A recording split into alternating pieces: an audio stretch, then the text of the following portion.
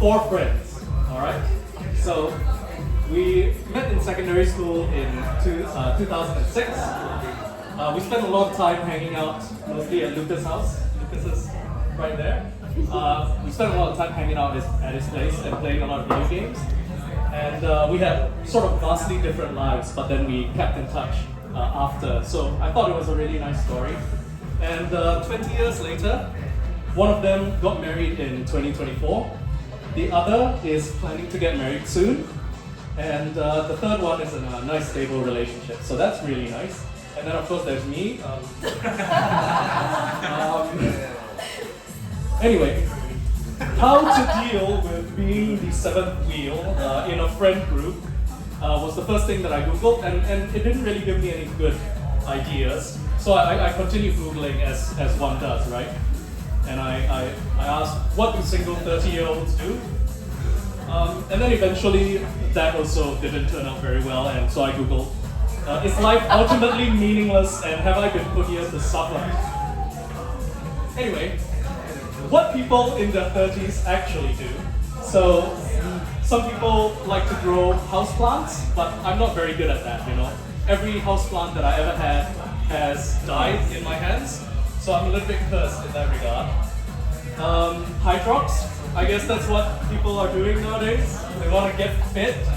They want to get fit so that they can find a significant other, so that's helpful. But if you look at my build, I'm not exactly fit for fitness.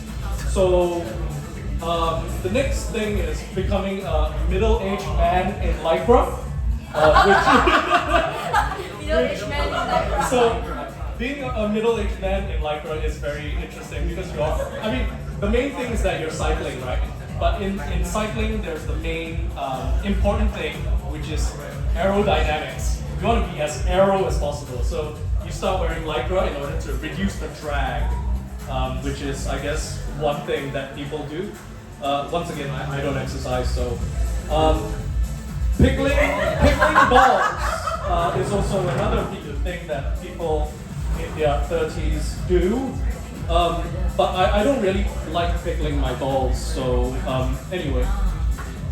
People also like to fry air when they get to this age, which is something, everyone's talking about their air fryer, but I don't really understand how air is fried and whether it tastes good or not. Anyway, I don't like any of these things, so what do? Well, I went to Googling it, and Google says, be yourself. Be yourself. Just you're the director of your life. Don't play the scripts written by others. Be yourself always. Life is simple. Just be yourself. So what do I like to do? I like to drink, I guess. Anyone know who this is? Alright, nobody knows? Alright, this is Walt Disney, and he said, whatever you do, do it well. Walt Disney. Andrew Lim. And so, welcome to the scientifically correct way to consume alcohol. Thank you. For those of you that don't know me, I'm Andrew Lim. I have a Bachelor's of Science in Pharmaceutical Science. And for those of you that do know me, my name is also Andrew Lim, and I also have a Bachelor's in Pharmaceutical Science. So let's start with some theory by talking about the mechanism of action of alcohol itself. So the mechanism of action for alcohol is that, just kidding, no one gives a shit. What is important though is this graph, and we'll be going back to this graph over and over because it's the most important thing out of this lecture. So what we see here is a graph where on the y-axis is the drug concentration in plasma, or in this specific case, the alcohol concentration in your blood. And then on the bottom you can see the time, so that's the x-axis. Now there are two lines in the graph. Anyone knows what that is? Of course not, you don't have a bachelor's in pharmacy. So this line on the bottom shows that if your drug concentration is below that line, it's in the sub-therapeutic range, which means that the drug is not affecting you there's too little of the drug to have any effect in your body. And then the line on top is the toxic range. So any drug concentration in your blood that is above the toxic range will make you have side effects or toxic side effects. And then in the middle is of course the Goldilocks zone, which we call the therapeutic window. And the easy way to remember it is that in the middle is hashtag chill vibes. At the bottom is that I remember that I'm single. And then if you go into the toxic range, you're not really remembering anything at all. And also you vomit everything that you ate. And also you text your ex and make a fool of yourself. So that's how we remember it. This graph is very important, and I hope that you'll be doing this to memory, because everything will be built on this. Now, the current way that we consume alcohol is flawed, right? And the reason is because, just think of a night out with your friends, right? You get to the bar, and then you start drinking. You take a sip. And then you start asking about, how is your life? How is your girlfriend? How is your parents? How is work? Anyway, you get the point, right? So you're taking multiple small sips, and then let's see that. So eventually, you finally get to the point where you're starting to feel a little bit good, and then you're in this sort of nice therapeutic zone, as we mentioned before. So we're continuing to take, gradual, continuous sips. And then eventually you get to a point where you're in the toxic range, and then you go, bro, I don't feel so good. And then you start vomiting, which also drops the concentration of alcohol in your plasma. And then you just go, bro, let's just go home. And so if you look at the area under the curve, which is sort of linked with the time factor on the bottom, as you can see, you see that on the huge proportion of the night, alcohol has no effect, and you're still single, by the way. So you're remembering this the whole time. And then you take a few moments in the therapeutic window where you actually feel like, maybe being single isn't that bad, right? And then when you get into the toxic range, and then now the night is ruined. So like this is a night out for me, okay? And so this is just not how you should be living, and that's why I've dedicated my life to this intense study as to how to maximize the potential of a night out with your friends. And so, why is this the case? This is the Ballmer's curve, which usually they use it for programming scale, but we can use it for general happiness as well. So now you can see on the left side of the graph, when blood alcohol concentration is reaching to a certain point, your sort of ability and your sort of happiness decreases as time goes on. However, there is this sweet spot where your general happiness is at the maximum at a specific blood alcohol concentration. And then after which, it very rapidly goes into shit once again. So if we take those boxes that I showed you earlier, at the start is the sub-therapeutic range, at the end is the toxic range, and then you got this tiny, beautiful therapeutic window where everything is chill.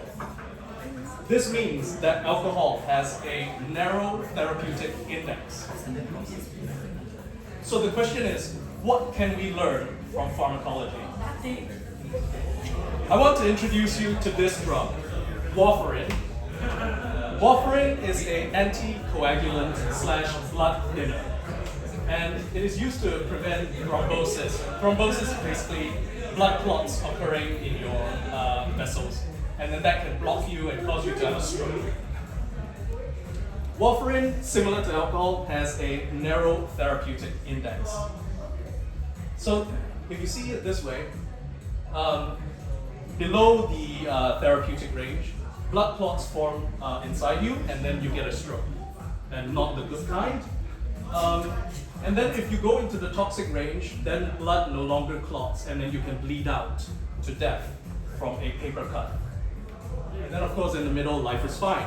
But it's very, very important for users of warfarin to be able to keep it within the therapeutic window between the yellow and red lines. So how do they do it, right? Because obviously you want to ensure that the warfarin is at the therapeutic range as soon as possible. And the way that we do it is by means of a loading dose. So a loading dose is used for getting the patient to the therapeutic range as soon as possible. So we want to give them a lot of warfarin at the start to get them into the therapeutic range. And then after that, the two-stage process is the maintenance dose. So this is continued small doses to retain the patient in the therapeutic range. This means that they are not going to have a blood clot and die, and they're also not going to bleed out and die, which is fantastic in terms of healthcare. Now, let's apply this to alcohol. First, we start with a loading dose. So you need to finish an entire pint of beer or two at the start of the night to get you to the point where you stop remembering that you are single. And then the second part is to continue to have small sips to remain in the happy place. And in this case, you spend much more time in the happy place than not in the happy place. Of course, there's a separate question on what happens when the night ends, but let's not get into that. The thing is, it's not just me that has made this observation. The industry has already catched on, or caught on.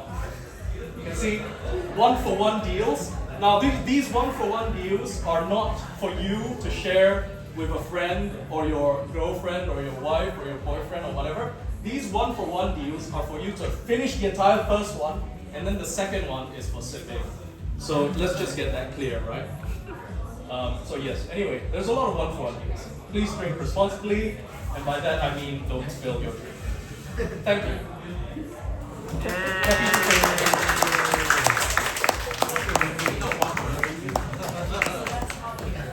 How big is the sip? What is the measurement of this? So the difference, I mean, each person has a different level of drink that they must take in per sip. And that's for you to figure out on your own. Everyone is different. You know, your loading dose might be 2 drinks, your loading dose might be 10 drinks. But that is a difference in human physiology in a sense. Yeah. Question. Yes. How do you know when to start sipping and not continue drinking, or to continue go up or go down? That is an excellent question. You know, there's a lot of people that make big mistakes, right? You know, you start drinking a lot at the start, you're already in the zone, and then if you drink too much at once, you get yourself into toxic zone very quickly. Now, the maybe the most important thing to remember is self-control when you're in the therapeutic range and not over-drinking, and that's something that you have to learn for yourself. But based on the idea that you're impaired, right? You are in the therapeutic zone, you are no longer able to make cognitive or balanced decisions. So, what would you think is a good sign based on your life experience that you would share with everyone that, bro, time to start sipping and yeah. Yes, once again, thank you for the question. I think it's obviously very hard to speak from personal experience because I always get into the toxic zone and times. However, a person with more self-control than me would be able to identify, you know, when they're feeling happy, and then sort of just, you know, you could do it where there are practical ways of managing it where if you drop, so you get yourself to the therapeutic range first, and then you stop drinking. And then when you start to feel like, you start to remember that, oh shit, there's like 4 wars happening in the world right now, you know, everyone is getting laid off, my friends are getting married, I'm jacking off in the Then when you realize that thought into your mind, drink a sip, and then get you back there. And then once again, do the It's plenty That's one way that you manage it. The second possible way that you can manage it is to sort of touch the edge of the toxic zone, right? Every time. So you drink, and then when you get to the point where, oh fuck, I'm gonna throw up, stop drinking, and then when you go back down and oh, I don't need to throw up anymore, and then you start drinking again. And then you just keep that within the range. Well, yes, you are just edging, but instead of getting an orgasm, you are just vomiting on the ground. Thank you for your question. Does that answer your question? Perfect. Any further questions? Oh, we got a question here. How do you account the time that you have to pee? That is an interesting. I think peeing as a general rule is more of a let's say. I think we have a better answer for the audience actually. So the question is, how do you account for the time spent peeing? And your answer was? Oh, I see. I thought his solution was to pee in someone's mouth, which, possibly valid, but yes, sorry. What happens if you pee in someone's mouth? I think you would be quite in the toxic range of communication before you start urinating in other people or at other people in the first place. So that's a sign that you've gone too far and it's time to dial down. Does that answer your question? Yes. Excellent. Alright, we've got it. Thank you for your TED Talk.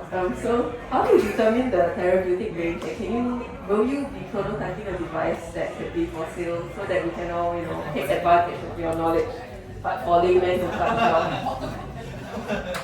There's no device personally to sort of identify whether you're in the therapeutic range or not.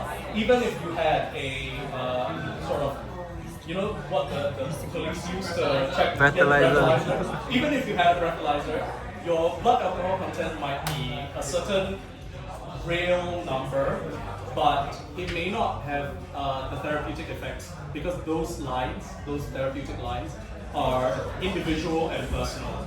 So you're not going to be able to identify that unless you do experimentation by yourself. Now the way I would design this experiment in order to find your therapeutic range would be to just drink as much as possible until you feel like puking, and then that's your toxic range. You've already found the toxic range, right? And then you stop drinking and let it drop to the point where you remember that we live in this hellscape on Earth, and that would be your therapeutic line. And so between those would be essentially what you're doing. Yes. I have an alternate solution. Okay, please. The solution is to bring you, the expert, out. Oh, Bring him out. yeah. I mean that is also possible, but my consultancy rates are $800 an hour and minimum booking of 8 hours. So just be warned. Hypothetical question. In a liquid buffet.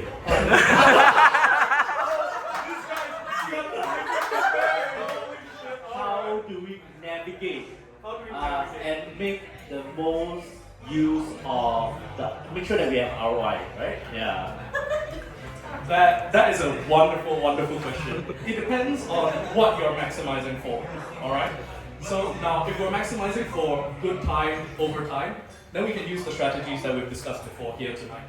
However, if you're maximizing for value for money, then in a liquid buffet, as you said, you should drink as much as possible to get into the toxic range, to vomit out everything, and then continue drinking the toxic range, and then vomiting out everything again. Because that solves both problems.